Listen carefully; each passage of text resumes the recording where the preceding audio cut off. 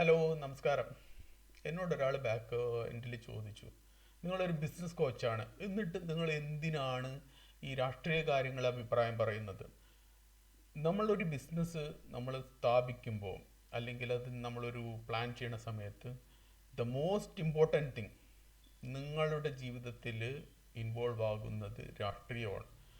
രാഷ്ട്രീയം എങ്ങനെ മാറി മറിയണമെന്നുള്ളൂ. ഉദാഹരണത്തിന് ഒരു നോട്ട് നിരോധനം ഒരു ഒരു ഒരു രാഷ്ട്രത്തലവൻ ഏർപ്പെടുത്തി.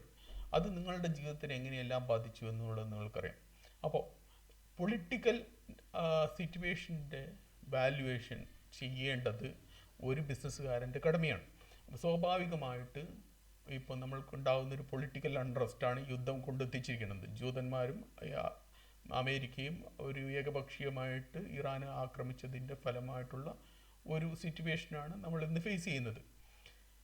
നിങ്ങൾ ഒന്ന് മനസ്സിലാക്കണം, റഷ്യയും ഉക്രൈനുമായിട്ടുള്ള യുദ്ധം നടന്നപ്പോൾ ഏതാണ്ട് 25% ഗ്യാസിൻ്റെ പ്രൈസ് യൂറോപ്പിൽ നിന്നു.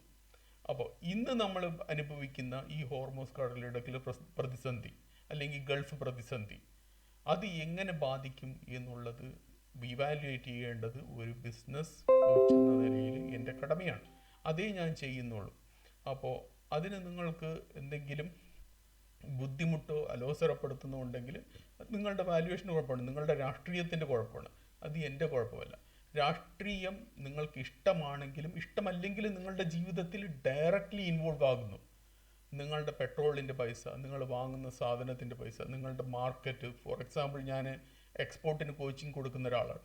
അപ്പോൾ സ്വാഭാവികമായിട്ട് നമ്മളുടെ ഒരു വലിയൊരു മാർക്കറ്റാണ് ഗൾഫ് മാർക്കറ്റ്. അപ്പോൾ അവിടുത്തെ ട്രെൻഡ് ഒബ്സർവ് ചെയ്യുക, അത് എപ്പോൾ തീരും എന്ന് പറയേണ്ടത് എൻ്റെ ഒരു ബാധ്യതയാണ്. ആ ഒരു ബാധ്യത മാത്രമാണ് ഞാൻ നിർവഹിക്കുന്നത്. Thank you so much for watching my channel. Bye bye, keep watching.